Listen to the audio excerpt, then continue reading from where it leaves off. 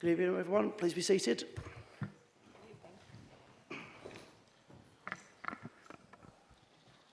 I'd like to welcome all members to the full council meeting on the 30th of November. Can I ask all members to please use their microphones when they speak? I'd like to remind everyone present this meeting is being recorded and will be published on the council's website. I'd now like to ask Reverend Canon Darren Barlow to lead us in prayer. Thank you, Mr. Mayor. Of all the months of the year, November seems to be a time of looking back and remembering. First comes All Saints' Day, followed by All Souls, occasions that remind us of those who have gone before us, and that for all of us, our time here on earth is limited. Then there's Guy Fawkes Night, which is very much part of British folklore, reminding us of a long-distant plot against Parliament that very sadly reflected the religious tensions of that time.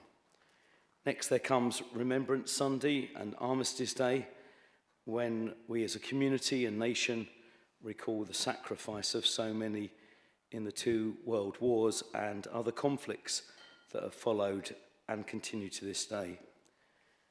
And as we think back and remember recent events, we recall all that has been lost due to COVID-19, human contact, social interaction, livelihoods, friends, and perhaps loved ones. So much to remember, so much to learn from, so much that calls us to build upon for the future as we consider and reflect upon the past. So as the full council meets this evening for the final time during 2022, we commit ourselves to remember and learn from the past, from our own and from others' mistakes, to work together in the present for the common good and to strive for all that is good and best as we look to the future. So a short prayer. We thank you, O God, for our collective and individual memories of the past. Help us to learn lessons from that past so that we may strive to make the present and future the best that it can be. Amen. Thank you very much, Reverend Barlow. Apologies for absence. I've received apologies from Councillor Byrne, Councillor Duffin, Councillor Churchman, Councillor Pothecary, Councillor Rigby, Councillor Salmons and Councillor Smith. Are there any further apologies? Councillor Kent? Councillor Cathy Kent? Leader? No. Thank you very much. I move that the minutes of the meetings held on the 13th of October and the 26th of October be approved as a correct record. Is that seconded? Thank you, Leader. Any objections? Thank you. Items of urgent business. I have not agreed to the consideration of any urgent items. Item 4, declarations of interest. Are there any declarations to be made? No, thank you very much. Announcements on behalf of the Mayor and Leader. Before I move on to the announcements, I would like to remember the fallen war dead of November 1942. Frederick Minsell, Alfred Davis, Frederick Button, Frederick Corden, Herbert Cox, Albert Vincent, Frank Bloomfield, John Lazell, Reginald Oates, and Lawrence Elliott. May they rest in peace. Announcements on behalf of the Mayor. I would like to thank all community groups from Fobbing to Aveley who did the borough so incredibly proud during the period of remembrance. It is my privilege to attend 7 services myself and have the Mayor's office represented at 14. Many community groups who give up so much time not only do themselves and their communities a great credit, but it is truly heartwarming to see how many children and how many cadets take part in these services, ensuring that their memory and traditions are kept alive. This month, 7 more people have been inducted to the Mayor's Roll of Honour. I would especially like to draw people's attention to Jo Mitchells, who, in addition to her daytime duties with the Thurrock Police, gives a huge amount of voluntary time to support police cadets. Not only have the police cadet force in Thurrock grown magnificently, and they've also been honoured by appointing a Thurrock cadet to serve as Chief Cadet to the High Sheriff of Essex, Joe also brought 25 of those cadets into the Town Hall this Monday to help wrap Christmas gifts for looked after children. On that note, I would like to remind all members that Give a Gift is still open, ensuring that looked after children, vulnerable children and refugee children get a Christmas gift this year. I'd like to thank all people in Thurrock who have been so incredibly generous, businesses who have been so incredibly generous, and also thank Councillor Johnson, who was such a commendable elf when we manned our shop at Lakeside for 2 days last week.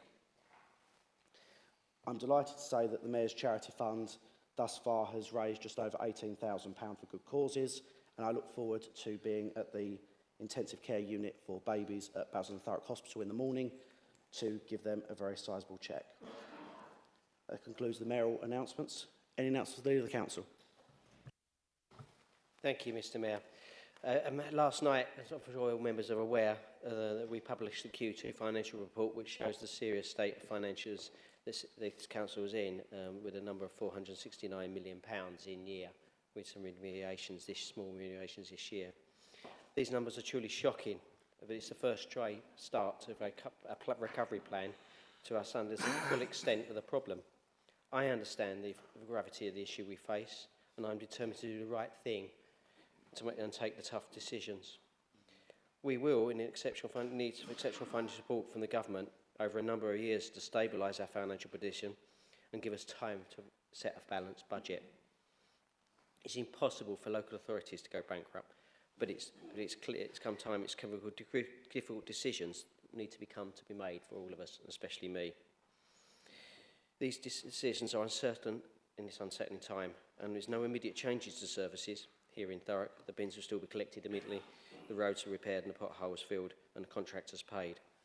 But we will work now with the continued work with the commissioners to deliver a plan and address the scale of this challenge to bring us back into a stable and sustainable financial position. With that, we need to actually deliver by next week, and it's with the great work of some of the staff here to deliver our improvement plan. I said today at the leaders meeting, it's something we're delivering an improvement plan to. Normally takes 6 months. We're delivering a stage 1 improvement plan to the Secretary of State on time and due into his office next week, and then we will get a chance as we move towards next year to look at that improvement plan, improve the improvement plan, and make sure it's the right improvement plan. I know, as I said, I'm prepared to take some really tough decisions going forward. I realise the consequences of that such a big number, and I take that, I take full responsibility to make sure we can get this done, and that's what I'm here for. And as you know, we all live in the Borough of Thurrock. We get elected to Borough of Thurrock and represent the people of Thurrock, and I have them just as much as anyone else, and that I know what I'm got to achieve. But I can't do this on my own, and all 49 of us, with our political persuasion, if you can make sure how we got here, how we can make sure that survival of Thurrock, to make sure the determination is democratic and the decisions in Thurrock can be democratically elected to whoever stands and leads this council in the coming years. That's my only challenge, to make sure. Thank you very much, Leader. Item 6, questions from members of the public. Our public questioner has sent his apologies this evening, so I'll ask Democratic Services to provide a written response. Item 7, petitions from members of the public and councillors. In accordance with the Council Petition Scheme, 3 notifications of petitions have been received. Firstly, can I ask Mr Hurrell to present his petition to the Council in regards to providing a school crossing patrol in South Ockenden on Diagon Drive. You've got 3 minutes to speak, sir. Thank you, Mr Mayor. I and some other residents of Thurrock urge Thurrock Council to urgently provide a school crossing patrol on Diagon Drive at its junction with or near Broxburn Drive. Local people are concerned for the safety of the local children as they cross the very busy Diagon Drive to attend Summersleaf Primary School. Diagon Drive has large traffic volumes and is a major route for large vehicles to and from local shops and industrial sites in South Ockenden. Myself and a few others have received nearly 500 signatures The families that I've spoken to and others have spoken to, they're worried sick for the children's safety when dropping off their children to and from Somersheath Primary School. It is unacceptable that children are having to dodge speeding cars and HGVs on such a dangerous road. It is likely there will be an accident in time waiting to happen. Obviously, none of us want this, and hope you'll all work with me to make sure it doesn't happen. Thurrock Council must act. They must listen to residents' fears, protect our children, and insert a crossing now. We've asked for a school crossing patrol, anything, a zigzag crossing, anything, just to make the road safer. The parents are really scared and really nervous about this. That's it, thank you. Thank you very much, Mr Hurrell. If you'd like to leave your petition just on the desk, someone from Democratic Services will collect it for you. Councillor Maney, as Cabinet Member for Transport, would you like to respond? You have 1 minute. Thank you, Mr Mayor. Thank you, Mr Hurrell, for your petition. I hope I can offer you some reassurance in that the Chamber has already discussed this issue to some degree, because the two Conservative councillors for Bellas, Councillor Polly and Councillor George Cockshaw, have been vociferous in highlighting concerns in relation to road safety outside Somersheath. Councillor Cockshaw brought a question to me at the July 4 Council. I was able to reassure him that the Council continuously monitors safety around all our schools, including Somersheath. It isn't a school, actually, that the Council receives many complaints about. Nonetheless, we have stepped up enforcement patrols. We will issue fixed penalty notices and take other appropriate action where we find infringements that are a danger to pupils. But as I say, the ward councillors for that area are already on this. I've had meetings with them to discuss it, and they're representing residents well on that. It is an ongoing, I'm not saying that we can't do anything, but at the moment, the council is held to quite strict criteria when it comes to where to put school crossings in. It's not something that you can just do. There is, as I say, clear criteria and a formula that has to be applied. And at the moment, the Somersheath does not meet intervention level. But there are other things we can do. There are other things we're doing. And I know that the ward councillors for Bellas will be grateful for you supporting their campaign. But rest assured, it's under review. And if we have cause to return to the issue and examine whether a crossing is needed, we will do that. But rest assured, enforcement patrols are continuing and we are taking action. Thank you. Thank you, Councillor Maney. Second petition, Councillor Fish. Will you please present your petition regarding noise nuisance, inconsiderate parking and litter at the Lighthouse Centre? Thank you, Mr Mayor. Yeah, as you say, I'm presenting a petition this evening on behalf of my fellow councillors, myself, and the residents in Argyle Road, London Road and Quarry Hill, which is calling on Thurrock Council to urgently tackle noise nuisance, inconsiderate parking and litter at the Lighthouse Centre in Quarry Hill. At the weekend, and sometimes during the week as well, there are social events held at the Lighthouse Centre, and as a result, the residents suffer from these particular issues that we've highlighted here. The Council has taken some action since we've been campaigning on this in the summer, but we feel that this needs to be speeded up, and people need to feel that they can safely park and have a peaceful weekend. And with the party season coming up in December, we feel it's even more urgent. Thank you. Thank you, Councillor Fish. Councillor Jeffries, as Cabinet Member for Environment, would you like to respond? Thank you, Mr Mayor. Thank you, Councillor Fish, for your petition. Let me reassure you and your residents, we take very seriously the issues that you've raised. We will look into it and we'll get back to you as soon as possible. Thank you, Councillor Jeffries. Final petition, Councillor Ralph. Could you please present your petition regarding provision of a zebra crossing on Abbots Drive? Thank you, Mr Mayor. So I go back to 1979 when my teacher asked me to dress up in black and white clothing and had all the children stand in the road on Abbots Drive to try and get our zebra crossing then. This has been ongoing. It's been knocked back so many times over the years. We've been given so many reasons why it didn't fall into the criteria. We worked with the school in 2019 to get the Mode Shifts campaign done, and they've got the award now. I believe it's a silver award, and we still didn't meet the criteria. As you know, Mr. Mayor, we now have a major bus route on Abbots Drive with the 200. The need for this is becoming more and more important. We also have the new medical centre at the top of the road, which is increasing traffic. So with this, I'll present the petition. Thank you. Thank you, Councillor Ralph. Councillor Maney, as Cabinet for Transport, would you like to respond? Thank you, Mr. Mayor. Thank you, Councillor Ralph, for your petition. I know it's not the first time I've heard of your campaign because you've lobbied quite hard and long for this. As I said in my previous answer, there is criteria which the council has to apply. We will judge the petition alongside that, and if there is a need, we will of course intervene. I can't obviously give a commitment here and now, but you're right to highlight some of the changes that have taken in the vicinity, which might mean we need to look at this with fresh eyes. So all I can say is that we will look at it, and if there is, good reason to look at road safety and look to implement a crossing, we will do that. But as you say, the area has changed, and there's new ground, shall we say, to review this. So I hope we can come back with positive news in due course. Thank you, Mr. Mayor. Thank you, Councillor Maney. Item 8, update reports in respect to petitions presented at the Council. The report can be found on page 65 of the agenda. Item 9, appointments to committees, outside bodies, statutory and other panels. Leader of the Council, have you got any changes you wish to make to committee appointments?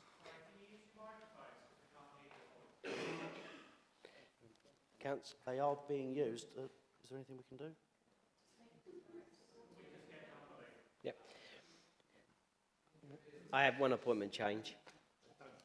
I have removal of Councillor Mark Cockshaw from IFCA and the appointment of Councillor George Cockshaw to IFCA.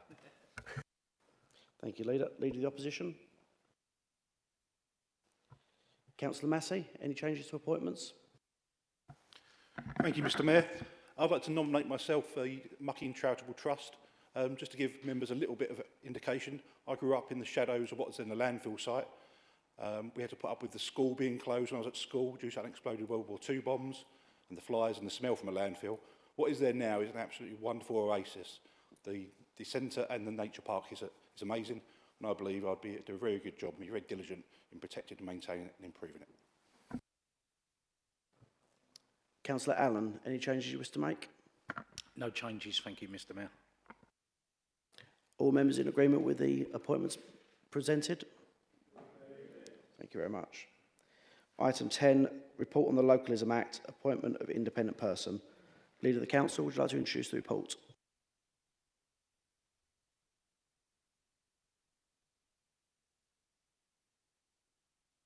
I'll make this short. This is an appointment for the Law Report as it reads.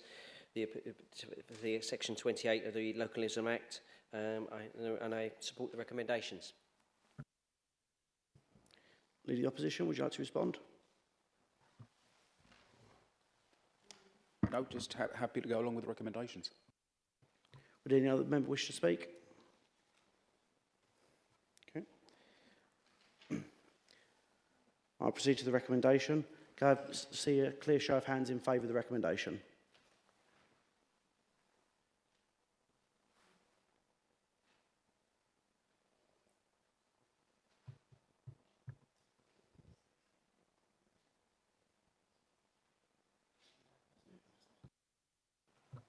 Any opposed?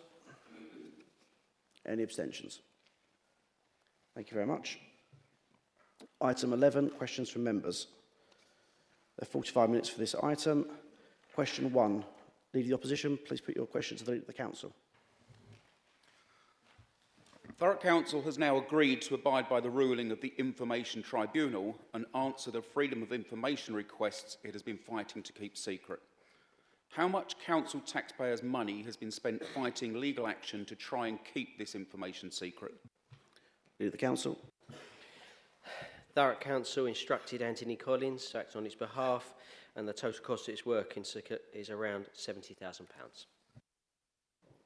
Leader of the Opposition, supplementary. Does the Leader of the Council believe that that was £70,000 well spent? Leader of the Council. No. Leader of the Opposition. Mr Mayor, I welcome that response, that the Leader of the Council has sat in the Conservative Cabinet for the last 6 years. These FOIs were submitted 3 years ago in 2019. Since then, he has been complicit in trying to keep this information secret and in fighting legal action to prevent the publication. What's changed his mind, Mr Mayor? Leader of the Council. I don't think I've ever changed my mind, but I'm sorry. Question 2. Leader of the Opposition, please put your question to the Leader of the Council. Mr Mayor, the scale of the financial catastrophe facing Thurrock Council is now becoming clear. What are the next steps the Leader will take in trying to save this council? Leader of the Council. As we continue to work closely with commissioners, the initial work, as you know, it was to fully understand the financial consequences arising from this large investment strategy. That was published yesterday. Cabinet on the 7th, and now I've asked to the Cabinet to be moved a no decision on the 7th to the 14th to give time for corporate ONS to give views to Cabinet. So Cabinet on the 14th will trigger a request for exceptional financial support to central government for 22-3 and 23-4. That will then anticipate some next phase of work for a long-time financial view to enable to consideration for a financial stability of this council and its future. Further discussions with the government to discover the ability to pay back this financial support and will be granted to develop a sustainable council. I will continue to update this chamber, the progress and updates. Leader of the Opposition, supplementary. Mr Mayor, what we learned yesterday was truly shocking, that the in-year losses for the council, £470 million, I believe the largest ever posted by a council in this country. Reserves down from 66 million to 12 million, a funding gap next year of 184 million, having to go cap in hand to the government for a bailout. Mr Mayor, the Leader of the Council has sat in Cabinet for the last 6 years, for every day of the last 6 years. What does he believe he could or should have done differently to prevent us reaching this pass? Leader of the Council. That's an interesting question. I think about that daily, what I could and what I should have done in hindsight. And once I come to a settled position, I think I should be doing that. And I'm hoping the BVI would help that settled position. And yeah, I think every day what I should have done. Leader of the Opposition, supplementary. Mr Mayor, I think it's disappointing that the Leader of the Council needs to wait for the outcome of a best value investigation to make up his mind as to what it is that he could or should have done differently. Mr Mayor, we heard the Leader speak earlier about doing the right thing, taking tough decisions, taking really tough decisions. Can you give us an example of what those tough decisions are? What does that actually mean, taking tough decisions? Leader of the Council. As we go through the next stage, we have to look at the levers to pay this back. There's no free money. And then the levers are tough decisions. And the levers are multiple levers, which we'll go through and bring forward here. We all know them. There's whether assets, what have as assets, council tax, loans, extended loans and agreements. But there is loads of different levers, and as soon as we got all the levers and which the options are, the tough decisions will be made around them. With consultation with everyone here, because we go back to the first question about secrecy, that won't happen with me. And then them tough decisions, as soon as I make them, I'm in consultation with everyone, and I won't move without having conversations with them. But my decision will be my decision as leader, and just like if you were sitting here, Councillor Kent, they would, in the end, it's the decision on you, and that falls heavy on me. Thank you, Leader. Question 3. Councillor Worrell, would you please put your questions to the Leader of the Council? Thank you, Mr Mayor. At the July Cabinet meeting, it was agreed to release a significant number of council-owned assets for sale. Can the Leader give an update on the sale of these assets and how much has been raised since July? Leader of the Council. Since July, there's 8 properties have been sold so far, totalling £2.6 million. A further 43 properties have been approved for disposal. and 10 of these are currently going negotiations to undergo marketing. The remainder will be sold and brought to market in phases going forward in the next. Councillor Worrell, would you like a supplementary question? Yes, thank you, Mr Mayor. In the financial briefing report that goes to Cabinet next week, the Commissioner's report states an exercise has commenced to identify opportunities for further capital receipts to be generated through the disposal of assets. Can you assure councillors that in the spirit of your very public commitments to open and transparency, councillors will have an input into the assets that are considered to be at risk? Or will we simply find out what assets will be sold in the next financial briefing? Leader of the Council.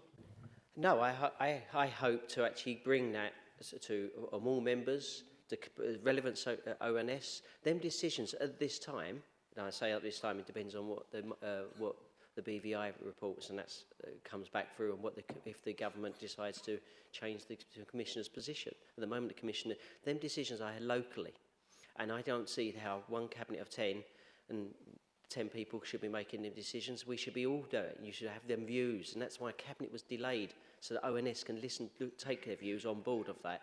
And I urge the ONS members of your party and everyone else to make that in the ONS recommendations to cabinet for the 13th or 14th, and I've certainly put that in words and changed that. So making sure that does come to as wide as possible, and that list shouldn't be just kept to me or the cabinet or my group. It should be everyone should be able to see that and comment on which thing, because no one's got the locus on what's good or bad to go. Councillor Worrell, final supplementary. I do, thank you, Mr Mayor, and thank you for that, because up until now, you've just mentioned a whole load of assets that are being sold. I haven't got a clue what they are. I don't know if they're on my ward. I don't know whether they're where I live. I don't know if they're a service that I use or a building that I use. I haven't got a clue what you're selling. So the sooner we all get to see that, the better. But Thurrock residents, obviously, during COVID, you know, and the Reverend said tonight that we used all of our spaces, you know, for social interaction, you know, and we've got a whole host of open spaces here in Thurrock. And many residents are involved with using those open spaces for the housing development. We fought to keep our open spaces, and for the mental well-being of our residents, many got involved in allotments and, you know, to get over what was going on. So can you assure us that we're not going to lose parks, we're not going to lose our green spaces, and our allotments, please, they can't be at risk? Leader of the Council. My motto is work, live, play in the planning, and I've been here 6 years excited about delivering our local plan. And that means you're going to work for a good person, a good employer here, and earn a good wage for whatever job you do. And then you've got to live somewhere in a nice home. And then you've got to play, and play is part of them open spaces and enjoyment. If you remove all places of enjoyment, plots and anything else, you end up with a pressure that comes back to this council. And if you can't have that, so I completely understand that. There's going to be what our open spaces are and what good quality open spaces looks like, and that's part of the local plan. But then there may be some surplus spaces, but we've got to make sure that what is available is good quality and making sure it's available for their communities and people. I want to take when George was younger, there's sort of parks. I've realised that, and I think the officers here and the commissioners also realised that. Their first comment was, we're not here to remove things arbitrary. We're still local government officers. And we're still local government councillors. We've got to deliver. What comes out of this has got to be a council that's sustainable. And that includes good spaces, good venues, good making sure we deliver for a community who we elect us here. That's us. We all live here. We have to live in the ward, the areas around me. I don't want to destroy that where I live. Why should I? And I'll be stopping it just as much as else and fighting it. Thank you, Leader. Councillor Burns' question falls. Councillor Muldowney, would you please put your question to the Leader of the Council? Thank you, Mr Mayor. Further to my questions at the 13th of October 2022 Council meeting about the money owing to the Elsie Florence Grover Flatirons Field Trust, Please can the portfolio holder confirm that this money will be hypothecated for use in Chadwell for the benefit of Chadwell's children? I'm so glad to answer this question now. And any monies derived from the letting of the land will be used to the benefit of the young people, in line with the wishes of the LC Florence Grover and set out in the charitable objectives of that trust, the Plainfield Trust.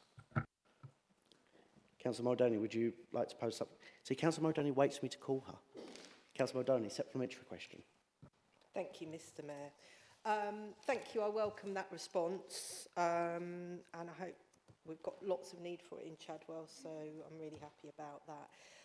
Just as I was looking, obviously the last meeting I asked when is the money that was supposed to be paid in going to be paid in. Actually, this was the September meeting that was rearranged for the 13th of October. And you did kindly say that you would expedite that, but I did notice tonight that there's still no further money has been paid into the account. So by my calculations, we're still missing £3,880 for the last 4 years, where there's been small amounts paid in, and then there are thousands missing from quite a few years before that. So can I ask you to personally expedite that, please? Do the council? Sorry, Mr Mayor. I certainly will, because there's a legal obligation to the Charities Commission that we must be doing that, and I will take that up tomorrow to make sure that that money is there and we are abiding by the Charity Commission rules. Councillor Muldowney, final supplementary. Thank you. Thank you. Question 4, Councillor Worrell, would you please put your question to the Cabinet Member for Housing? That was quick. The council housing waiting list continues to increase and now sits at about 8,000 applicants. What direct action are you taking to provide more homes for those on the housing waiting list? Councillor Spillman, would you respond to Councillor Worrell? Thanks for that, Councillor Worrell. I've been reliably informed that it's 6669 on the waiting list. Of that, there's 5,121 applicants, and then there's 1,548 applicants who are on the transfer list who are already tenants of Thurrock Council and are looking to move, or other social provider, and who are looking to move to a property of the same size. So a lot of them are transfers. Within that 5121, there's also quite a lot that are inactive as well. Now, that's just to clarify. I'm not going to say that for me 3,000, 4,000, 2,000, 8,000 is all thousands too many. So, you know, I accept that. So I'm not trying to downplay the level of demand. In terms of what we've been doing, we've got about 800 units that are in progression, and there's also a section that have gone through the scheme that we worked on together that are in consultation with members but aren't actually publicised at the moment. So that's where we are at the moment. Thank you, Councillor Spillman. Councillor Worrell, supplementary. Yes, certainly, Mr Mayor.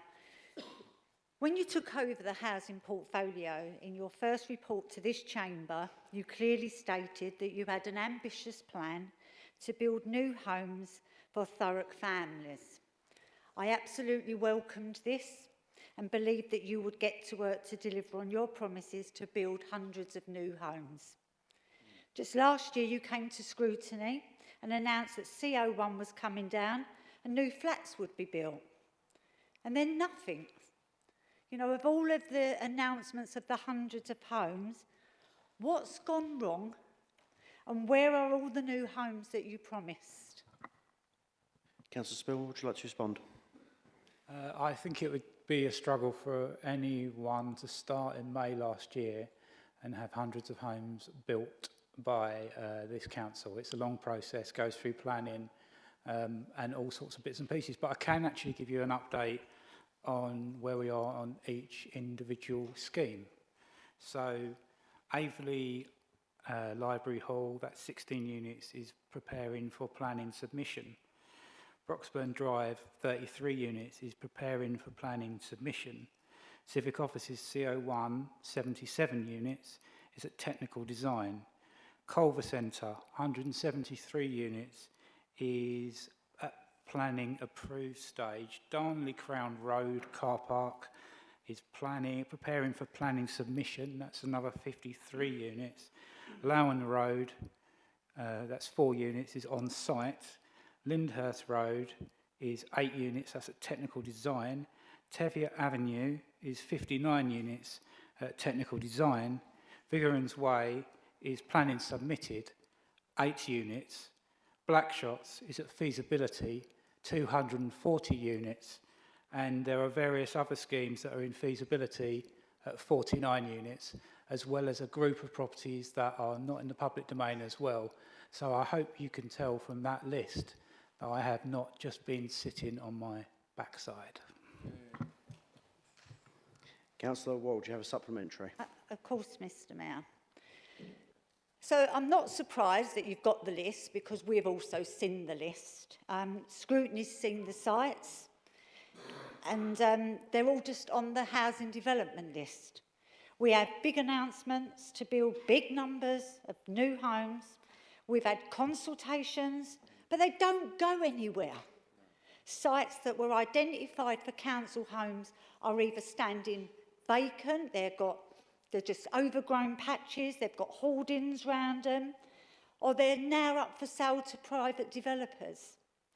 We've not had a spade in the ground for any significant development. What is your message to those families that are waiting to be housed, stuck in high-rise flats, week after week? There's nothing for them to be bidding on. You know, and look, you should be on top of this. You know, you come here and said, I'm going to build, build, build, just like you'd won the polls, you know, and you've not. We've got one big announcement after another and nothing comes forward, and people deserve to have good homes to be living in, and it's all come to a big standstill. Councillor Spillman, would you like to respond? I'm not sure what the question was there, but it sounds like the sort of answer you'd written before I actually read out the answer to the second answer, because I've just announced what we're doing with 800 units. So perhaps you should not prejudge your answers before you get the information. I asked you what you'd say to them families stuck in the flats. So, that was my question. So what I wouldn't do is I wouldn't have a scheme already in place for the high-rises in Grays, like the Labour administration did, and then bottle it because they think they're going to lose an election to UKIP. That's what I wouldn't do, yeah? And that's on the record, and a lot of you voted against it on that basis, didn't you? Yeah. You thought you'd lose a seat, so you pulled a scheme, yeah? So that's the sort of thing I will not be doing. But in terms of the build, if we get back to sensible talk, there are challenges. You know, our schemes didn't build into their, they built in inflation, but they didn't build into their programs the risk of a global energy war. Yeah? And that is a big challenge. Interest rates are a big challenge. Yeah? And these are set to go higher. These are international interest rates. Every time the Federal Reserve raises interest rates in America, we have to follow that as well. And that is a massive extra expense that we have to negotiate. So a lot of these schemes will need to be looked at again, but I can assure you that these schemes will go with full consultation with opposition members. Thank you. Councillor Watson, would you please put your question to the Cabinet Member for Transport? Thank you. Can the portfolio holder for enforcement please tell me what support the council is providing to the police in the continuing battle against the car cruising around Lakeside in West Thurrock? Thank you. Councillor Maney, would you like to respond? Thank you, Mr Mayor, and thank you, Councillor Watson, for your question. Indeed, sadly, Mr Mayor, it is the case that car cruising is an ongoing problem at Lakeside. It has been for very many years now. The council is offering a range of support and advice to the police, but before coming to that, I do think I need to stress that this is essentially a law enforcement issue rather than a highways matter, and there's obviously only so much we can do in that regard. Sir, please let the Cabinet Member answer the question. So we're not going to have shouting from the gallery. Thanks for your Councillor Maney. contribution. The dumb thing is to wait for the answer to be given, and you might hear me come on to that. If you'd have the courtesy to wait, I will come on to that.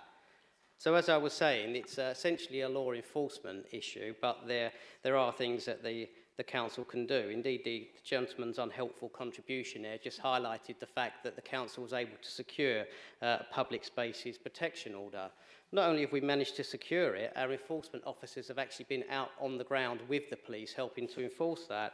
For 2 nights last month, our enforcement officers are out there offering boots on the ground, and that resulted in 11 fixed penalty notices issued for contraventions to the PSPO.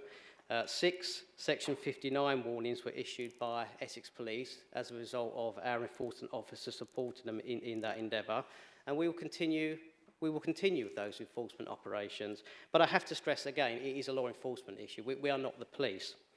Our transport services team offers practical advice and support to the police. We'll continue to do that. You know that there's an upcoming meeting with Essex Police where we will attend, I will attend, our highways officers will attend, and we'll listen to the police and offer them any technical advice that we can.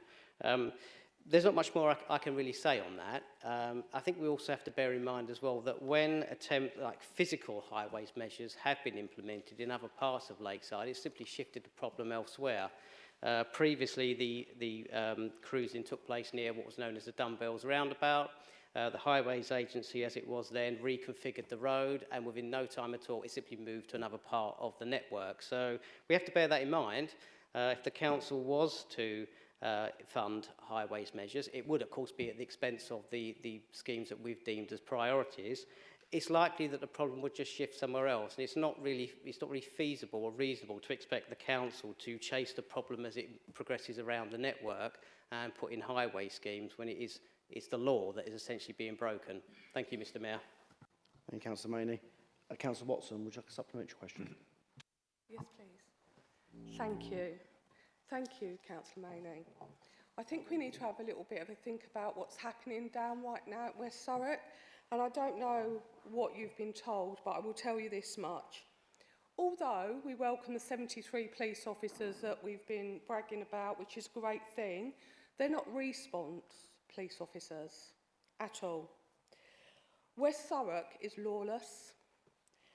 Night comes, the drones come down, they come out. The car cruising comes out. They actually are so organised that they're on Instagram. They're bragging about it before they've even got into West Thurrock. They go from Maidstone, Dartford, Beckton, into West Thurrock, Basildon, Pitsea, Southend. That is how they are playing with. About 6 weeks ago, 150 cars showed up at West Thurrock for car racing. They go and sit in TGI Fridays car park, where they then take turns into racing. We know last week there was a serious accident between a racer and an everyday normal person going about their business. They got hit at 100 miles an hour. We also know, I know, my residents are scared to go out after 9 o'clock at night, and they're scared to even come home after that. They're constantly checking Instagram because their mental health well-being is not great. They're actually, if they go after that time, they're raced against.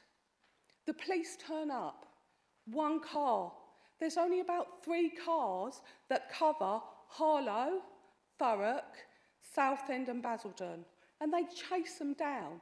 And the police now have lasers in their eyes, they're being thrown things at. It is absolutely lawless in West Thurrock. Nobody goes there after 9 o'clock at night. These racing is not weekend now. These races starts on Wednesday to Sunday. Also, these people, these car cruisers, then decide that they want to go to a toilet and they use the residents' houses and gardens just to do that in. So we're at the point where it's gone past anything we can ever have imagined happen, and something now needs to happen. So I'm asking you, is There must be a way the council can help and support the police. I know we've got a meeting on the 19th of December, because that's how bad it's got. It's had to take a question to come to council, my question, that we now have a meeting on the 19th of December. Forget the fact that I've been having meetings with the police before you even knew about all of this. So what can you do right now, Councillor Maney, can try and influence and stop some of this before the 19th of December, when we're supposed to be coming up with solutions? Because my residents' mental health and well-being is seriously a great concern right now, and that estate is getting bigger, not smaller. Thank you. Councillor Maney, would you like to respond? Thank you, Mr. Mayor. There's quite a lot to respond to, so I'll try. In terms of what I can do right now, probably not a lot because I'm here, but there's not a great deal I can do personally anyway of my own accord. If I could, it would involve an anti-aircraft gun, but I'm afraid, you know, as I said, there are constraints on what we can do. I know you've been very much involved in this, but I do have to challenge the idea that it's only receiving attention because you brought this question. This is a constant issue at the Safer Thurrock Community Partnership. And as I've said, we've been working with the police for some time. And this is not the first time this has been brought to the Chamber. It's one of those perennial issues, I'm afraid, which successive members have brought to the Chamber. I've had much dialogue with Councillor Abbas on it, who's vociferous in his assertion that we need to do something. All of what you've said is true, but it doesn't make it the council's responsibility. I know those things are happening. They've been happening for a long time. Now there's been a lot of residential development in West Thurrock, or that part of Lakeside. It puts a new dimension on it because it's not an activity that is just taking place in a retail hub. It's taking place in a residential area. And I agree with everything you said, but I noticed what you didn't do is suggest what you think the council can do. And I think therein lies the issue. It's easy to, when you get no relief from the police or another authority, to just, we'll blame the council now, they're the easy ones. But every one of those things that you mentioned is a criminal offence. You know, it's not the highways issue that somebody's urinating in somebody else's garden. It isn't a highways issue that people are shining lasers in police officers' eyes. It is a criminal offence, and we are not law enforcers. I've listed some of the action that we've taken. We stand ready to work alongside the police, but realistically, what is it you're asking us to do? Dig up the road? Well, I don't know. If you are asking for a highway scheme to be put in place, then it is going to be at the expense of all those other schemes that we've spent the year identifying as priorities. Many of them have been raised by members who want their roads resurfaces, who want crossings outside schools. They all fall by the wayside if we're expected to then use what little revenue we have via the ITB to fund a scheme in a part of the borough where really there just needs to be law enforcement. I'm happy to attend the meeting, we'll listen to what they say, but I think we all have to recognise that there are limitations in terms of what the council can do. If you've got suggestions, then let's hear them. Thank you, Mr. Mayor. And Councillor Maney. Councillor Watson, supplementary. Thank you. I have got suggestions, actually, and I've been suggesting them for so long that I'm going to give up suggesting. So, first of all, I think it's down to the residents if they want, like, calming measures along West Thurrock Road, because they've been told over and over again by the council they can't, because the decibels of a lorry going over is just too much for them. But I think you give them that option when they're doing night after night after night of racing from 9 o'clock to 3 o'clock in the morning. That's one. Secondly, I can suggest that we can have a conversation with TGI to shut their car park every single night and put a gate across in order to stop them parking in there, because that's not happening. We do have an enforcement team that supports and helps the police, and why can't we pay the extra overtime, regardless of what our financial situation is right now, to then help and work with the police on doing all of that? And the fourth thing is, Councillor Abbas has done nothing on all of this. It's down to us. Thank you. Councillor Maney, would you like to respond? Thank you, Mr. Mayor. There's always almost a whiff of local elections in the air, isn't there? And, well, the idea that Councillor Abbas hasn't done anything about this, I'm afraid, is untrue. What he hasn't done is grandstand. He's had lots of conversations with me. He's fed back lots of information. He's not using it for political gain. He's working to get results, and that is what we're focused on. I mean, you say we should be talking to some of the retailers there and asking them to close their car park. You're a ward councillor. Why can't you do it? Yeah. Why does it have to come from the council? You say our enforcement officers should be out with the police. I've told you they are. But again, then again, that's at the expense of other operations, isn't it? We have councillors complaining about HGV parking in their wards. That's directly affecting residents. Are you suggesting that we just pull them out from every other ward and focus on the car cruising in West Thurrock and abandon our other obligations in other wards? The fact we cannot channel every available resource into West Thurrock for an issue, doesn't matter how much noise we hear from the public gallery, it's not going to change the fact we have finite resources. We have councillors and members of the public complaining about other antisocial activity in other parts of the borough. We can't neglect that and pour all our resources into West Thurrock. I can only repeat, this is something that is discussed regularly at the Community Safety Partnership. It will be, and through that is the right channel to look at these kind of things. And you know, where there are practical solutions, we will implement them. But it is a bit fanciful to think that we can just bung in a highway scheme and that's job done. As I said to you, this was a problem in another stretch of the road network around Lakeside. A highway scheme was put in and it simply shifted.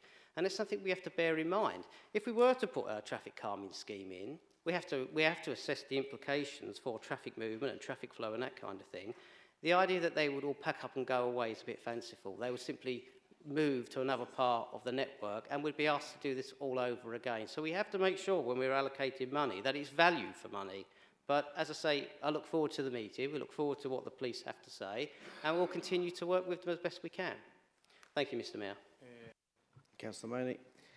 Councillor Pearce, would you please put your question to the Member for Transport? Thank you, Mr. Mayor. What measures does the Council employ to ensure that traders in Thurrock who sell age-restricted items or services comply with the law? Thank you. Councillor Maloney, would you like to respond? Thank you, Mr. Mayor. Thank you, Councillor Pearce, for your question. Mr. Mayor, trading standards are responsible for the enforcement of age-restricted items and services on behalf of the local authority. The team works with colleagues across the wider council, such as Public Health, the Community Safety Partnership and Licensing team, as well as partners such as the police to ensure compliance with the law. The most common age-restricted products include alcohol, tobacco, vapes and knives, but the Council also looks at the sale of fireworks, aerosols and other items on an intelligence-led basis. The Council uses various tools in their approach to tackling retailers selling age-restricted goods, and that can include general advice to retailers, including the provision of responsible retailer packs, Challenge 25 checks and underage sales test purchases, which entail the use of underage volunteers who then attempt to buy age-restricted goods. Mr. Mayor, when contraventions are found, be under no doubt the Council will always take appropriate action. This could be anything from the issuance of a warning to prosecution or a licence review in the case of alcohol, something which our licensing committee can be called upon to undertake. Conditions can also be attached to licensing in order to ensure safeguards against the sale of underage items.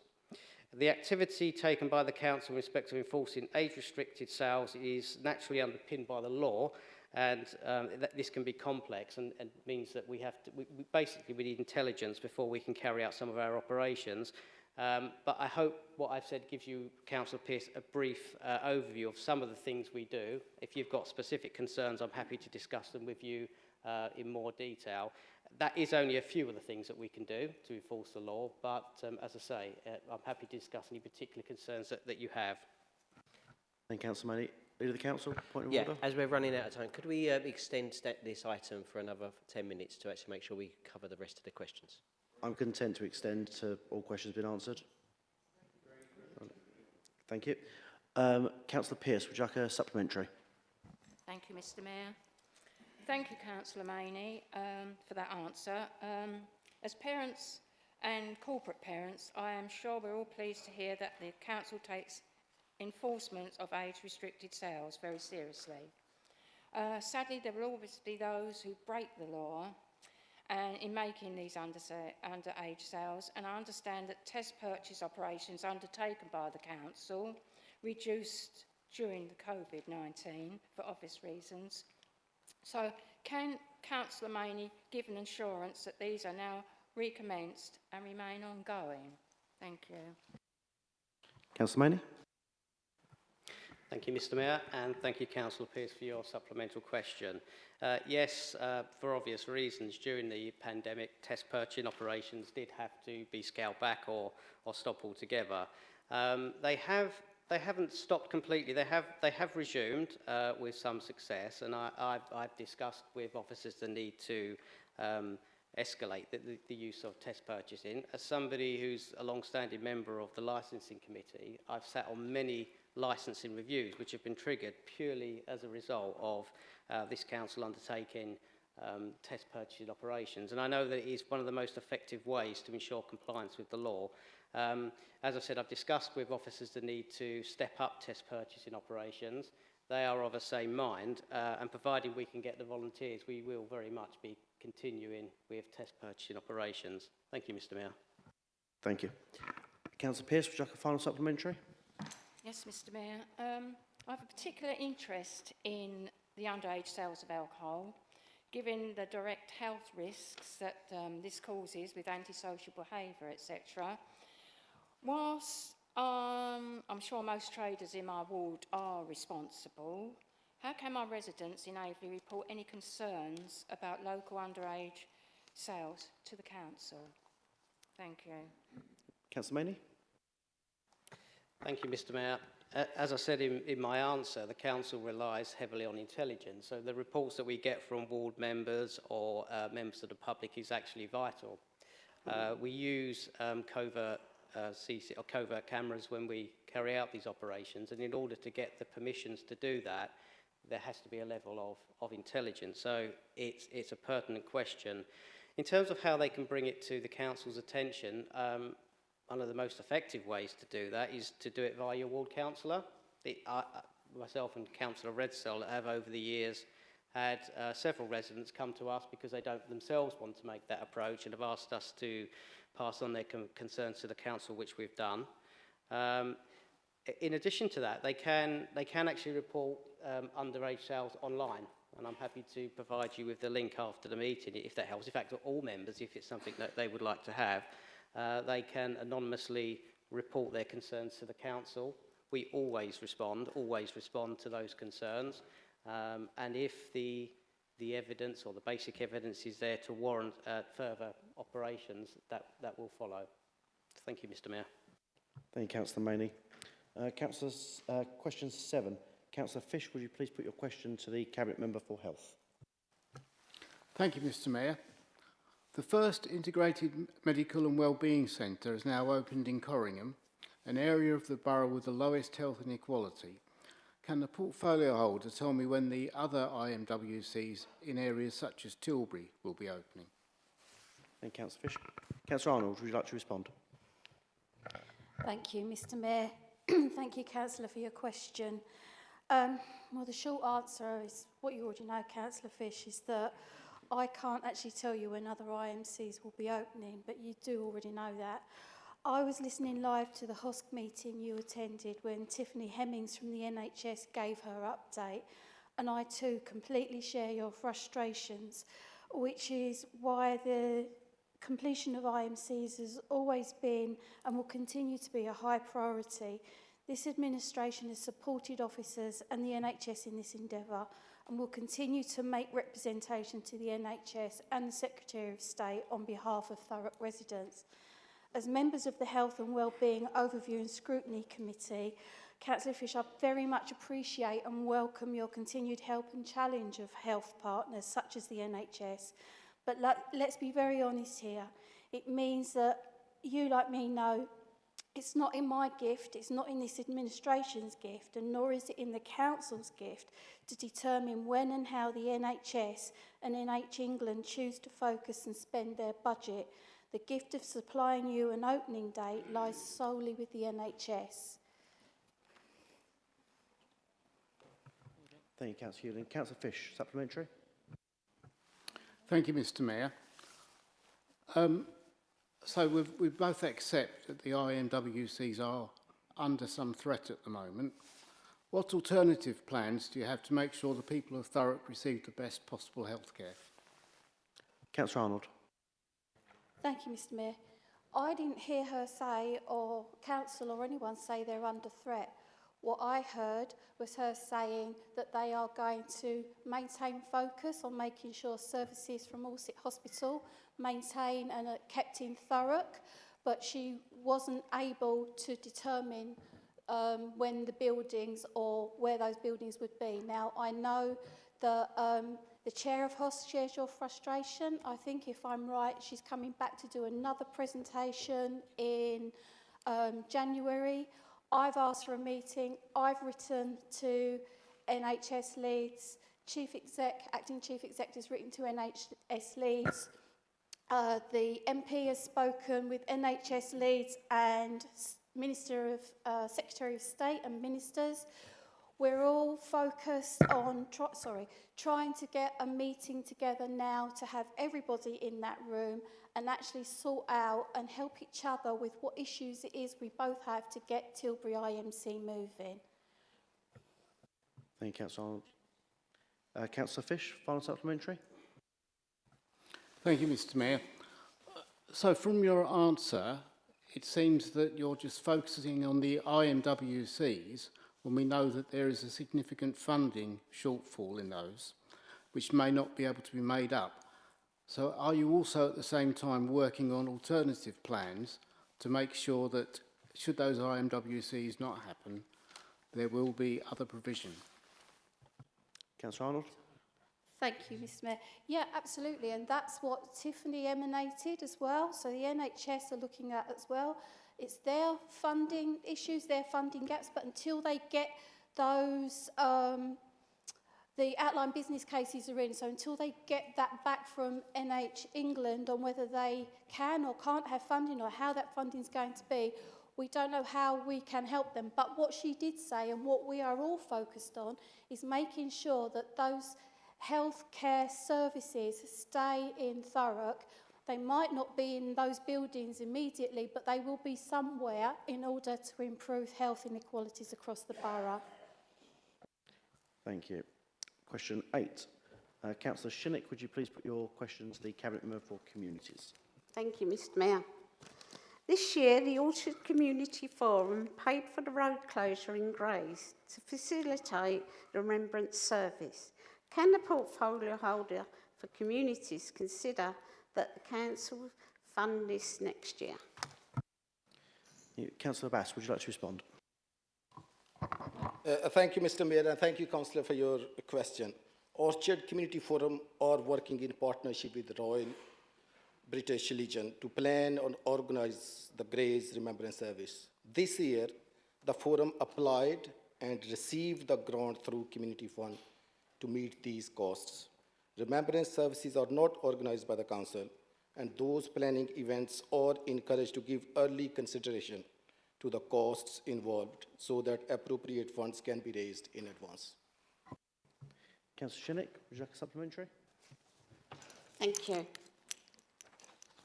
I couldn't really understand a word what you were saying, but I will go on. Remembrance Day is about all standing side by side and remembering all those lost in battle, in all wars. I was concerned to see that a photograph taken by Thurrock Council, you tweeted and had my face erased and members of my party. This day is not a political day. It is to remember the fallen who sacrificed their lives for us. Can the portfolio holder for communities please tell us why you felt the need to do this? Councillor Bass, would you like to respond? I have an official councillor account, and I have not published that picture which the councillor is mentioning. And I will only answer questions which are related to the original question. Thank you. Councillor Shinnick, do you have a supplementary? I'd just like to say that in future you ought to deeply think before you do Councillor, things. it does need to be a question. No, I'm so upset about this. It's untrue what he done. When my father fought in the war and fellow members of my family died, and he does stuff like that. Sorry, Councillor Bass, please. I do fully appreciate the emotion, Councillor, but it does need to relate to the actual question tabled. No, it's not a question, Councillor. Question 9, Councillor Kent, would you please put your question to Councillor Snell? What level of council tax increase does the portfolio holder anticipate recommending for next year? Councillor Snell, would you like to respond? Yeah, thank you, Mr Mayor, and thank you, Councillor Kent, for your question. As you know, the government have given us flexibility to raise council tax up to 5%, which is the 3% plus the 2% ASC precept, without the need for a local referendum. We will be considering rises within that envelope when we have our budget setting conversations. We haven't yet had those conversations, but that will be the envelope which we'll be discussing it. Thank you. Councillor Kent, supplementary. Mr Mayor, earlier this evening, the Leader of the Council was talking of negotiations with the government and looking what the ask of government will be in relation to the extraordinary financial support that this council needs. Does the portfolio holder intend that part of that negotiation will be asking for permission to raise council tax by more than 5% without the need for a referendum? Councillor Snell. Yeah, thank you, Mr Mayor, thank you, John. Yeah, there is that possibility, but there has been no decisions on that yet. But should there be, that decision will come back to this chamber for us all to make that decision. Thank you. Councillor Kent, supplementary. So, for clarity, Mr Mayor, the portfolio holder for finance is saying that there is every chance that the council will be asking government for permission to raise council tax by more than 5% without going to referendum first. Can I ask the portfolio holder to rule out any increase in council tax of more than 5% without referendum? Councillor Snell. Thank you, Mr Mayor. Thank you for your question, Councillor Kent. Unfortunately, I can't rule that out, no. That decision won't be ours. The commissioners will make that decision, whether that will be raised or otherwise, or whether at least the option to raise it will come to this chamber. And if that decision is made, and bear in mind no decision has been made yet, then we will discuss that here. But I have to sort of stress that there has been no decision on that at all at this stage. Thank you. Thank you, Councillor Snell. Question 10. Councillor Kent, would you please put your question to the Cabinet Member for Communities? Does the portfolio holder support the continuation of the theatre, library, museum and other cultural and heritage services from the Thameside complex? Councillor Bass, would you like to respond? Thank you, Mr Mayor, and thank you, Councillor, for your question. I support continuation of theatre, libraries, museum and other cultural and heritage services in our borough. Our libraries, theatre and museum are open and residents are welcome to visit these facilities. Thank you, Councillor. Councillor Kent, supplementary. I take that answer as a no then, Mr Mayor. I was very specific.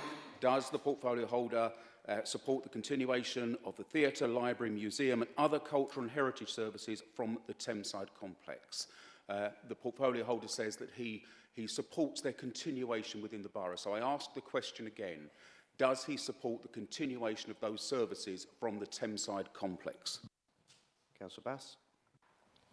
My priority is services, and obviously I will support a running theatre, an open museum and libraries.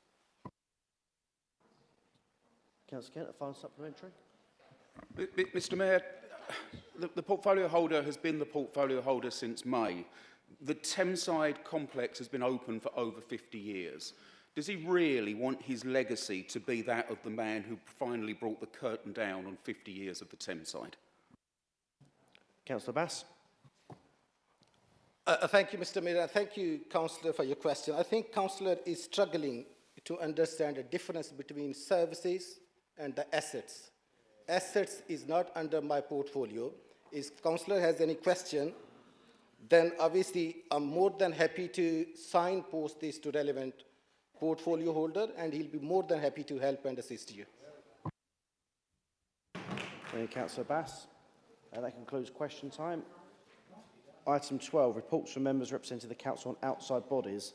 Does any member have a report that they wish to provide? No. Item 13, minutes of committees. They are listed on the agenda. Item 14, motions update, can be found on page 73. Does any member wish to speak on that item? No. That concludes the business of the meeting. I wish every member a very Merry Christmas. And if you wish to stay in the chamber, the Deputy Mayor will be leading Christmas carols.